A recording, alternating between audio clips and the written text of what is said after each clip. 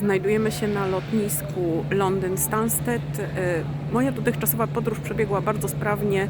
Nawet ta wielka kolejka paszportowa zadziwiająco szybko przemieszczała się w stronę bramek, także po powiedzmy 20 minutach byłam już po kontroli paszportowej. Teraz wsiadam w pociąg i jadę do Cambridge.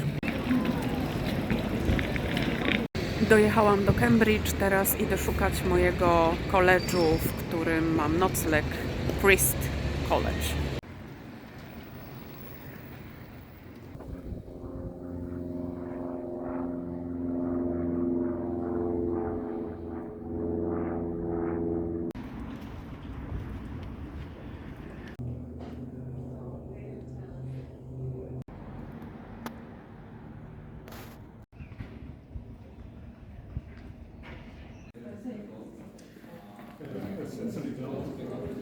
Konferencja, w której uczestniczę, organizowana jest przez BASIS, czyli British Association of Slavonic and Eastern European Studies. Przyjechali na nią naukowcy z całego świata, którzy zajmują się szeroko rozumianymi studiami wschodnimi, a także slawistycznymi. Reprezentują oni przeróżne dyscypliny naukowe, są tutaj politolodzy, są ekonomiści, antropolodzy, kulturoznawcy, literaturoznawcy, językoznawcy, geografowie i wielu, wielu innych jeszcze naukowców.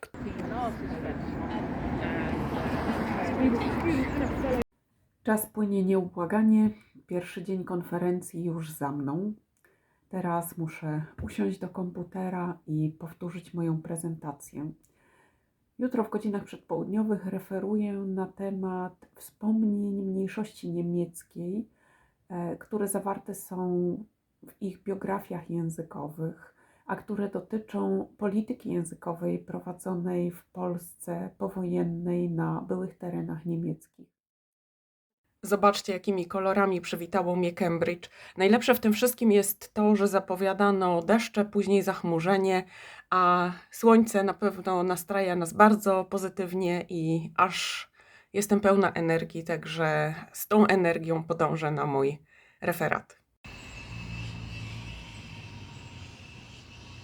Właśnie wracam ze śniadania i takie mam przemyślenie, że zarówno zakwaterowanie tutaj w tym Christ College, jak i również wyżywienie należą raczej do gatunku takich bardzo podstawowych i co dziwne, wiele nacji, które tutaj razem przy takich długich ławach siedzi, mało że nie narzeka, to chyba jest tym nawet zachwyconych. Urok miejsca, tradycji prawdopodobnie robi swoje. Jeżeli chodzi o pokoje, jest to bardzo prosty pokój, nie posiada ani telewizora, jest tam łóżko, bardzo długie biurko, co świadczy o tym, że przygotowany jest przede wszystkim do tego, żeby się w nim uczyć. Jest on ciepły, ma bardzo dobrze doświetlony, ma olbrzymie okno, natomiast no, nie jest to na pewno szczyt luksusu i pewnie nie po to w ogóle tutaj jest. Jeżeli chodzi o śniadania, to śniadania te są typowo brytyjskimi śniadaniami. Ludzie dzielą się na tych, którzy je uwielbiają i na tych, którzy je nienawidzą. Ich nienawidzą.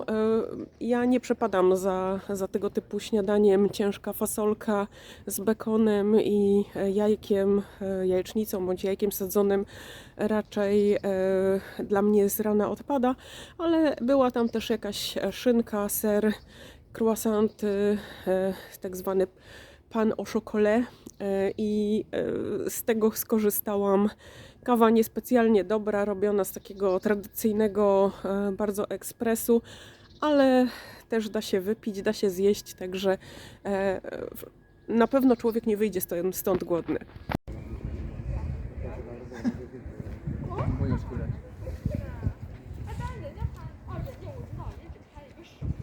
Dotarłam do miejsca, w którym będę miała prezentację po przygodach, ponieważ musiałam je znaleźć. Te koledże są strasznie rozległe.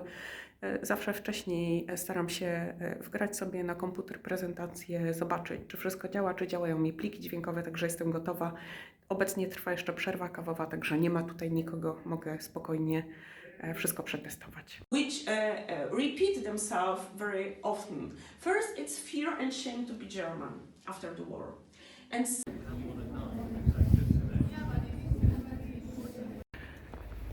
Rano miałam moje wystąpienie, później wróciłam na chwilę do tutaj koledżu, żeby chwilę odpocząć, odsapnąć i teraz znowu pędzę na popołudniową sesję. Dzień dobry kochani, przywitał nas piękny, bardzo słoneczny dzień. Ja się zbieram powoli na śniadanie. Za oknem piękna, słoneczna pogoda, zaraz Wam to pokażę.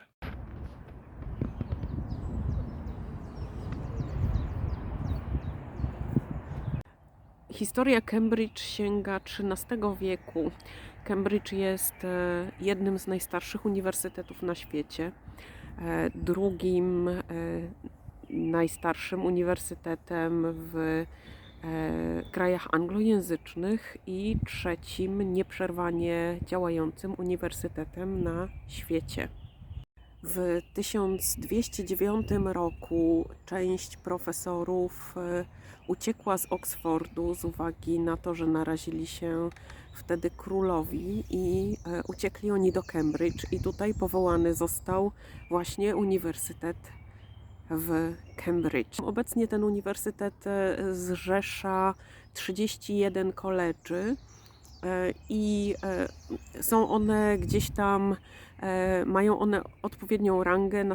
Na samej górze znajduje się King's College, później Trinity College, Queen's College i po kolei każdy następny.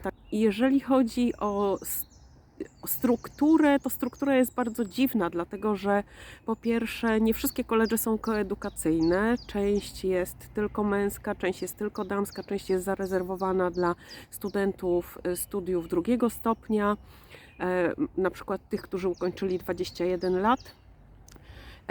Kobiety mogą studiować na Cambridge dopiero od XIX wieku, także przez setki lat uniwersytet był dla kobiet zamknięty. Każdy z tych college'y jest semi-autonomiczny, ma własną strukturę i jest tam bardzo dużo dziwnych funkcji, których my nie znamy i które nie bardzo wiadomo jak przyporządkować. Mianowicie posiadają te koledże proktorów, proproktorów, wiceproktorów. Na czele tych koledży stoi kanclerz, chancellor. Ten kanclerz jest funkcją reprezentacyjną i w dodatku dożywotnią, także kanclerzem jest się do końca swojego życia. Co ciekawe, kanclerzem był na przykład książę Albert, małżonek królowej Wiktorii, Uniwersytetu w Cambridge. Natomiast taką najważniejszą funkcją administracyjną jest funkcja Vice Chancellor, czyli wicekanclerza. I ten wicekanclerz jest funkcją, którą się pełni na lat 7. Olbrzymi gmach Biblioteki Uniwersyteckiej. I tu jeszcze opowiem Wam jedną ciekawostkę, a mianowicie w Cambridge działa najstarsze na świecie wydawnictwo uniwersyteckie Cambridge University Press, które działa nieprzerwanie od XVI wieku. Jeżeli chodzi o taki architektoniczny wizerunek tego miasta, to jeszcze nie potrafię sobie wyrobić o nim zdania, bo gdzieś tam miałam wyobrażenie zupełnie starego, pełnego tradycji miejsca i to oczywiście jest tutaj. Jest to bardzo widoczne i właściwie gdzie się nie pójdzie, tam widać stare budynki. Mnóstwo jest tu plomb, widać, że to miasto żyło i cały czas się rozwijało wraz z ludźmi, którzy tu mieszkali i razem daje to taką troszeczkę wybuchową mieszankę. Mnóstwo budynków jest tutaj gdzieś chyba z lat 60., 70., także stanowią one na pewno duży kontrast do tego, co widać takiego starego, takiego ukazującego ducha starych czasów. Znajdujemy się teraz nad rzeką Kem, od której nazwy wzięła swoją nazwę miejscowość Cambridge, most na rzece Kem. A w tyle za mną widzicie bardzo taką niepozorną konstrukcję, która mimo wszystko wiąże się z bardzo ciekawą legendą. A mianowicie według tej legendy most ten został zaprojektowany przez Isaaca Newtona. Znajdujemy się przed jednym ze słynniejszych college'y, Trinity College. i jak wiele z tych college'y, ten również jest zamknięty dla osób zwiedzających. Także tylko i wyłącznie członkowie tego college'u, studenci, wykładowcy, no i pewnie goście mogą tutaj przebywać. Budynek niezwykle okazały, a jest tu jeszcze jedna ciekawostka, która wydaje mi się warta jest powiedzenia, a mianowicie to niepozorne drzewo, które tutaj rośnie. Jest to według legendy jabłoń Isaaca Newtona. Oczywiście chyba wszyscy zdajemy sobie sprawę, że prawdopodobnie nie jest to ta jabłonka, z której spadło na tego naukowca jabłko, ale taka legenda tutaj krąży i tak jest ta jabłoń nazwana. Jeżeli zastanawiacie się, dlaczego w Cambridge trudno znaleźć drogę, to pewnie właśnie dlatego, że wszystkie te ulice dziwnym trafem, zamiast być na zwykłej takiej siatce ulic na prostokącie czy kwadracie, za każdym razem zakręcają, łączą się w sposób zupełnie dziwny i nielogiczny, a w międzyczasie jeszcze natrafiamy co rusz na płoty i murki poszczególnych college'y, które powodują, że nie jesteśmy w stanie przejść.